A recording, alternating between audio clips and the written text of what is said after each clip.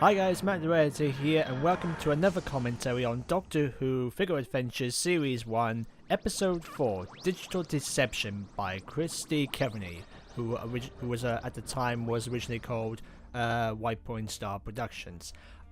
This episode is quite possibly by far the shortest and cheapest episode I've ever made during my run as an FA maker around the time, which obviously made this episode a lot easier for me to work on, mostly because during my schedule when I was working on Series 1, I always seemed to work filming one episode, one week of filming, therefore giving me like about 5 days of post-production, and that was around the time, you know, I was in uni, my first year at university, and thus it made it easier for me to work on one episode per week, and now I would release every episode in 2 weeks. So anyway, during the pre-production of this series, I sent out a script call out for guest writers to write a couple of episodes, and I only managed to get like a few. One was a Ichabod Crane Headless Horseman episode, which unfortunately I didn't use in the end, but I don't know, I might want to look back on it again. And this episode. Now, Christy, or White Point Star Productions, I'm going to call him White Point Star Productions, he asked me if he would write this episode as episode 2, which therefore that scene we just saw before where they were looking at the TARDIS to see galaxies and nebulas. You can tell this scene was originally meant to be for the episode straight after episode 2, but by the time he sent over the script, episode 2 was already filmed and it was already written. It was in the midst of post-production, so unfortunately I couldn't switch it around. But I still kept that scene in anyway, and I wanted to keep this episode in because honestly, the idea of sort of like rigging games or using technology to sort of cheat people into selling their monies into, shall we say, rigged games is actually a nice idea. I mean, particularly in space.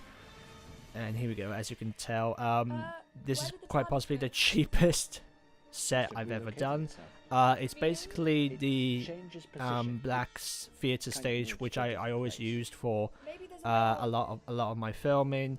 Only this time I pretty much just had the walls covered in black cards, mostly because the walls were covered in dust and marks of blue tag everywhere, so I couldn't give it like a repaint, but yeah, as you can tell, it wasn't really much. I just wanted the area to be just a simple black room, and honestly, if I had like good lighting, I would have made this look so much better. You know, like make it more dark or add some more light, you know, sort of eerie. So here we go. This was quite possibly this shot was actually done whilst I was working on the trailer for the coming soon trailer from episode 1. And basically, yeah, this only tiny scenes of this episode were already done by the time the trailer came out. But yeah, whilst with like every episode, I had like multiple weeks and multiple times to work on them. I only had like 1 week to film the entire episode. Whilst episodes like the new chapter, Chasm of the Drift and Phantom of the TARDIS I had like plenty of time to do it, and that was around before I started university and before Series 9 of Doctor Who came out. It made it much easier, but this one I really hadn't looked at the script for like a long time until after I did episode 3. So I thought, oh, what happens in the script again? So I read the script and I realized, oh, this happens and this happens. So I thought, oh, this might be easier to do, but I was really running out of time at the time. So basically, I just had to do the news wherever I can. Oh god, look at that. Now, I can't say I'm really proud of that effect. As you can tell, there's an obvious right there. That was rough. That was just basically a test to see if I can try doing 3D animation on Final Cut. As you saw in like an earlier shot, there's an obvious straight line cut between this character and the Doctor. It really doesn't fit well. And here, as you can see here, you can still see the shadow on the green screen. As a hologram character, I think it works. I think it's passable. But I am not proud of that cube effect. So yeah, I'm not proud of it. If it was definitely one thing, I think I would definitely improve on. I would definitely improve on the set, and I would definitely improve on the effects. Even though it would take a lot of time to produce, but I guess it would have been worth it in the end. And okay, so yeah, as you can tell, this, funny enough, I think that door was originally used for it was actually used in, I think it was used in it was either a Spider-Man Action Figure Adventures episode, or it was used for the 10th anniversary special. I can't quite remember, but I definitely know I had to. Oh god, there's an obvious flicker there. I was basically using the same door, but then multiplying them on there. Okay, here's not too bad. I mean, because obviously this was done on Photoshop, but that wasn't too bad. But obviously in that previous show, you can tell that was obviously filmed at the same time. It doesn't work. But yeah, as you can tell, as I mentioned, this is obviously the cheapest episode, and it clearly shows. There's not a lot of detail. There's not a lot of creativity stuff added in. It doesn't work. Oh yeah, and I think it's clear to say there's a lot of green screen used in this episode. That shows how cheap and how completely rushed this episode was. Okay, this shot's not too bad. I mean, when they're walking in the shadows down the corridor, it's not too bad. And then you see their feet coming out of the light. You can see an obvious black line across. That was way before I realized, oh yeah, there's still bits of black bars on the characters you're moving around. Okay, but the shots of them, like, some of them are not too bad. I mean, just them sort of walking around. Okay, now, I can't quite remember where I found this. I basically was looking around on YouTube. I was looking around, like, sort of background effects, concept effects on, like, like holographic imageries or computer, kind of like the like sort of like, how you would imagine, should we say, the computer waves, or you would normally get in most sci-fi stuff. And I came across that effect, and it had sort of the right sound effects and the right style I wanted. I used. I can't remember where it came from. I apologize. But I used it anyway, and Maybe you're right. As a corridor, it sounds okay. It's not perfect, but I think it's okay. Now, okay, this is actually kind of interesting. I mean, well, I pretty much understood most of the script. Like this scene, for example, they walk down the corridor and all of a sudden they come into the TARDIS. Big shock, it's not the TARDIS. And then there was like a couple of stuff in the script that was written. I was thinking to myself, how is that supposed to be translated? But but most of the time I just pretty much just improvised most of the scenes. So yeah, basically I had to like improvise a lot throughout this production, whether it was the script or whether it was the voice work or whether it was the set designs or the effects. But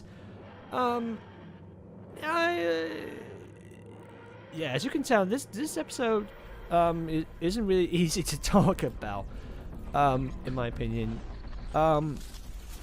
Yeah, that's why I'm pretty much running out of time. Okay, now these scenes, as you can see here, cuts to Connie is back in, like an earlier scene from the first episode. This was actually a very interesting bit. When I was basically reading through the script, I noticed there was like a scene where I think Connie was talking to her boyfriend Keith at the time. It's just it's pretty much like one of those, what would have happened if this didn't happen, or this character didn't respect that. It's like one of those things you think, oh, I think this is real, but it turns out Big Shock's not. It's like what would have happened if someone actually walks away. But this was actually pretty interesting to see, and it was pretty much interesting to read. And honestly, I think the scenes involving like Connie and her personal life in this episode was actually the more interesting stuff to work on in this episode. I mean, yeah, they did show in the later scenes were pretty cool to watch, but yeah, I think in my opinion, I think the scenes with Connie's, pretty much Connie's story in this episode was pretty much more interesting to work on. Now, obviously, this bit, it's pretty much meant to be, should we say, the Doctor's subconscious. I'd say, yeah, it's pretty much Connie's subconscious of the Doctor, in the form of the Doctor telling her, you know, look, you have to trust me, it's not real. I know it seems real, but you have to have faith, and you have to get through it. You know, just sort of trust your instincts, that sort of stuff. This is a nice little scene when you set the two of them sort of like each other. Which then later comes into a later scene, which I'll talk about when we get to it. Okay, now here we go. This was quite an interesting scene to work on. I mean, most of the episodes I always work on like chronological order, but in this episode, with this episode, I pretty much sorted out the episodes in different order. I think this was one of the earlier ones I had to work on. Obviously, as you can tell, there's like a lot of green screen used, but okay, now, but with these scenes, I basically went down to Bringower Park, which is pretty much nearby where I live, somewhere in Tondi. But I thought I might as well go down to Bringower Park. I was basically like walking out with some friends of mine, and I thought, oh, I might as well go around and take some photos or film some shots down in Morgan Park. And some of the other shots are basically some webcam, like sort of running shots you get on YouTube. Now the idea of the okay, that was a pretty cool shot. That was pretty much like a first test to see if I can use do stop motion on green screen with Connie. Now obviously, as we saw, there was a CGI line. Now basically, actually, in this shot here, filmed down at the beach, I was basically out with my family.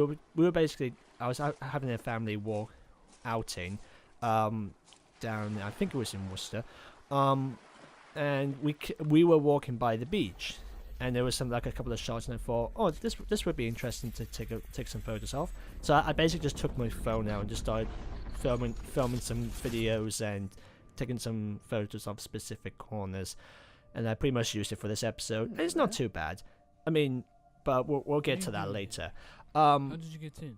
But yeah, with the previous scene with like the lion, it pretty much said in the script, there's a creature following her. It's sort of animal-like, sort of lion-like. There wasn't like a lot of detail. I really couldn't visual this creature, but at the same time I thought, actually I think it would be kind of funny if it was just like a normal lion chasing her in the forests. And honestly, I'm actually glad with how the green screen effects on the lion walking down, like running down the forest actually turned out, like it coming out, like it pouncing from the leaves or running down the path. Those were actually some very cool shots, and I'm actually proud of them. But yeah, the idea of why is there a lion chasing the companion in a scene out of nowhere? Yeah, obviously no reason, no explanation, but that's what we like about Doctor Who. Sometimes there's some things you really don't want to know the full details about. Now, okay, this was this was pretty much like a first time. Pretty much before series 2, I started and tried animating. Like someone fighting with a sword. Like here we go. This is a pretty nice bit of animation. The swinging of the sword. Now, as you can tell, there's like a lot of shaky cam throughout most of the stop motion. That was mostly because by the time I was filming it, it was it was getting dark. It was very dawn, and by the time I was taking photos with my camera, the photos all turned out to be kind of blurry and bright. You really couldn't see their faces. Particularly like the shots with that boy with the sword. So I basically had to do the stop motion with the film on. So, but honestly, I think it worked out okay. I mean, I wouldn't do it again, but yeah, as you can tell, if it was like a very dark scene to film, I would have to use film rather than photography stop motion. Now here we go. I actually want to talk about this bit because even though I was actually down on the beach when I took the photos, and I took some videos of like the water, the sand, and the sun in the sky. I did not have my action figures around me at the time, mostly because I did not expect this to happen. But since I still had photographs of basically the surroundings, I then thought, why not just print out the photos and then just stick them on the stage and then just film it there. And while most of the time I would feel like it would be so much better just to film down at the beach. So it's always a nice idea when you're actually filming in location rather than film in a studio, especially for like outdoor scenes. As you can tell by that shot, yeah, you can tell where the war was ended. But honestly, as I mentioned before, it's a passable scene to film. So yeah, I'm trying to think what else to say now. But yeah, that's pretty much it. Now here we go.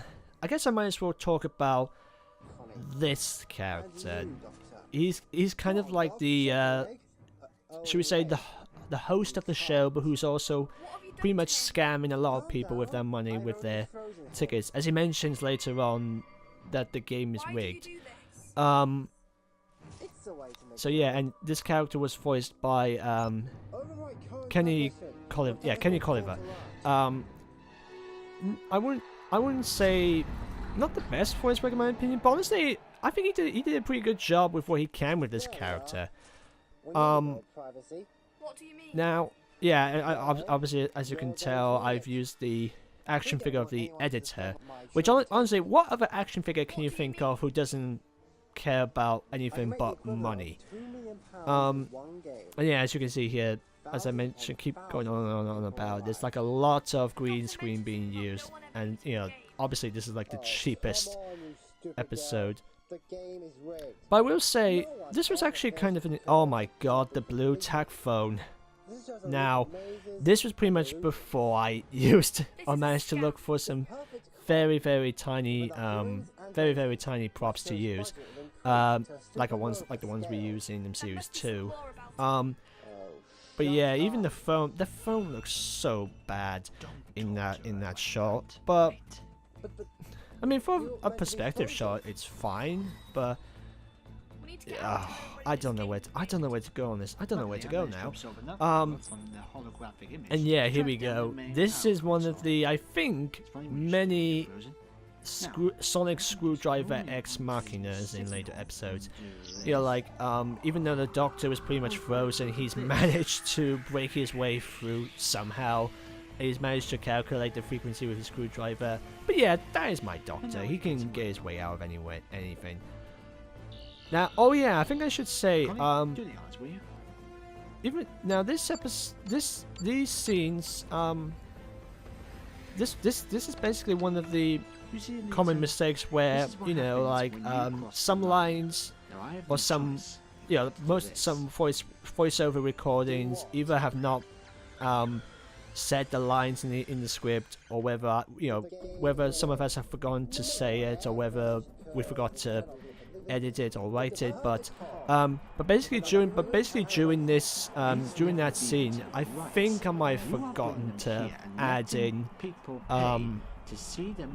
I forgot to add in the I'm pretty sure there was like a couple of lines which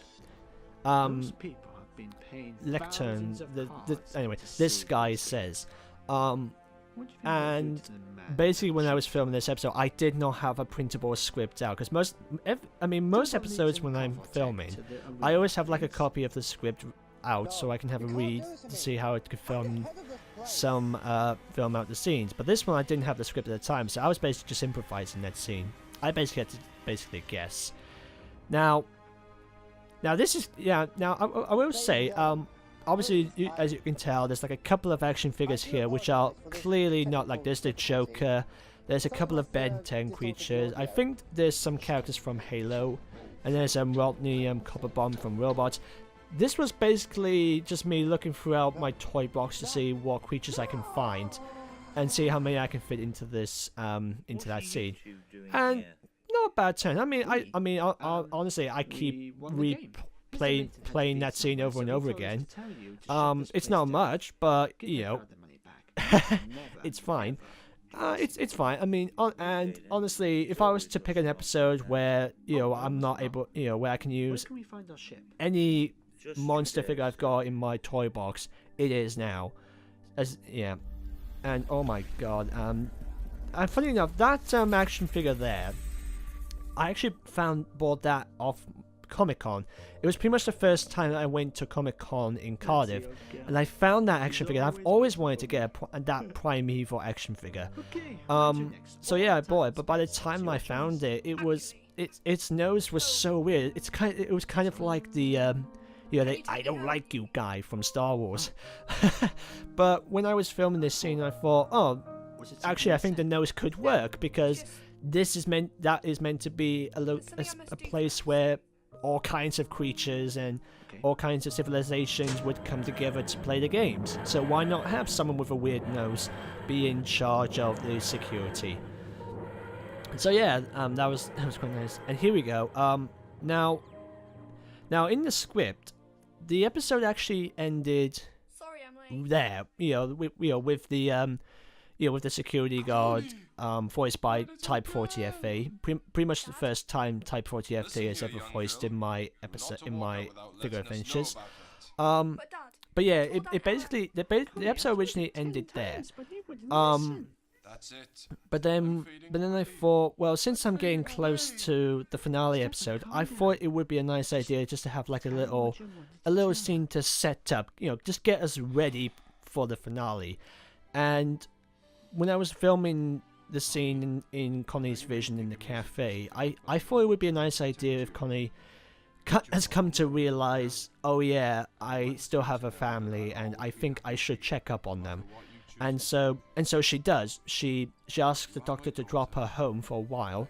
So she goes back home and makes amends with her father, which this scene was quite nice to edit. Here we go. There's that music from School Reunion. And the dad, who was voiced by my good friend Thomas Roberts, is a fantastic graphics designer.